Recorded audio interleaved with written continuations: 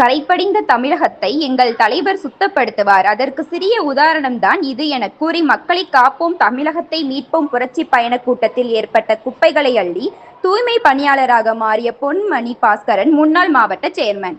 மக்களை காப்போம் தமிழகத்தை மீட்போம் என்ற சுற்றுப்பயணத்தை அதிமுக பொதுச் செயலாளரும் சட்டமன்ற எதிர்க்கட்சிக்கு தலைவருமான எடப்பாடி பழனிசாமி கடந்த ஜூலை 7ஆம் தேதி புரட்சி பயணத்தை தொடங்கினார்.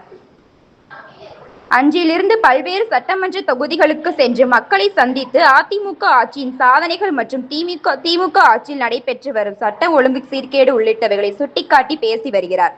அதைத் தொடர்ந்து இன்று சிவகங்கை மாவட்டத்திற்கு வருகை தந்துள்ள எடப்பாடி பழனிசாமி சிவகங்கை மாவட்டம் காரைக்குடி சட்டமன்ற தொகுதியில் மக்களை சந்தித்த பின்பு திருப்பத்தூர் சட்டமன்ற தொகுதிக்கு வருகை தந்தார். அப்போது கூட்டம் நடைபெற்ற அண்ணா சாலையில் பல்லாயிரக்கணக்கான மக்களை பயன்படுத்திய வட்டார் பாட்டில், பேப்பர் கப், மட்டை தட்டுகள் முதலியவற்றை முன்னாள் மாவட்ட சேர்மன் பொன்மணி பாஸ்கரன் மற்றும் கட்சி நிர்வாகிகளோடு ஒன்றிணைந்து தூய்மை பணியில் ஈடுபட்டார். இது குறித்து கூறுகையில், தூய்மை பணியாளர்களின் சிரமத்தை நாங்கள் இன்று உணர்ந்தோம். எதிர்காலத்தில் கரைபடிந்த தமிழகத்தை எங்கள் தலைவர் சுத்தப்படுத்துவார், அதற்கு சிறிய உதாரணம்தான் என்று கூறினார்.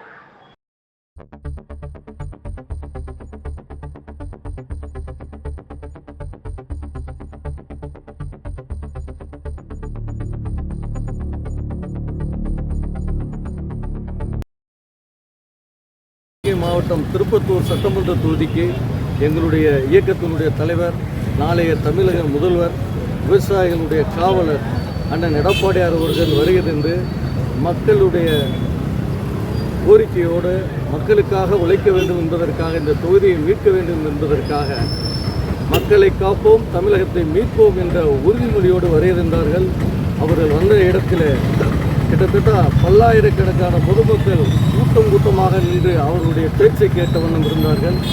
தலைவர் சென்ற பின்பாக பொதுமக்கள் அத்தனை பேரும் குடிநீர் பாட்டில், பேப்பர், பல்வேறு குப்பை கூலங்களாக இருந்த அந்த இடத்தை எங்களுடைய நிர்வாகிகள், எங்களுடைய மாவட்ட கழக செயலாளருடைய அறிவுறுத்தலின் பேரில் நாங்கள் அத்தனை பேருமே சொத்துப்படுத்தினோம்.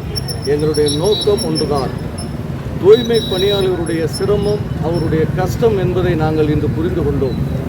அவர்கள் இந்த குப்பையை அள்ளுவதற்கு எவ்வளவு சிரமப்படுகிறார்கள், அந்த வேதனையை நாங்களும் பங்கு கொள்ள வேண்டும். உண்மையான மக்கள் மீது அன்பு கொண்ட அண்ணா திராவிட முன்னேற்றக் கழக தொண்டர்கள் நாங்கள் பங்கு பெற வேண்டும் என்பதற்காகத்தான் மொத்தத்தையும் நாங்கள் சுத்தப்படுத்தி இருக்கின்றோம்.